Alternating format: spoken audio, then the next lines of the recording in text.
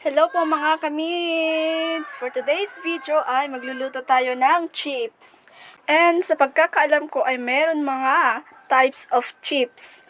Yung una, yung very popular is banana chips. Second is yung Exmong chip. Cherries, joke lang. And third is sweet potato chip. So alin doon ang luluto natin? Siyempre, pipiliin natin yung sweet potato chips ang luluto natin ngayon mga kamids. And alangan pipiliin natin yung Exmong chip. Ex mo nga, di ba? And yung sweet potato is hihiwain natin sa manipis.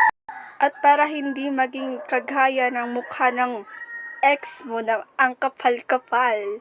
Kasi mahirap maluto yon. And ito na nga mga kamids, luto na ang ating sweet potato chips.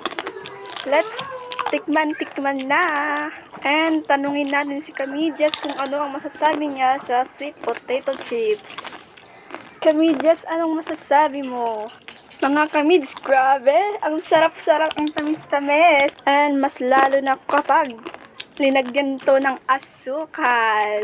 Pero kahit hindi nalagyan ng asukal, sakto lang yung tamis niya. Kaya masarap pa din. And napaka-crunchy.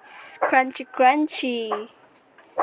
And bagay to kapag pang paalis antok to. Kapag nanonood, masarap itong kainin. Sure na sure. Pasok na pasok. Kaya ano pang hinihintay nyo? Just click the yellow basket below to order. Charis. And that's all for today's video mga kamidyas. Kita-kits na lang tayo sa susunod na video. Bye-bye!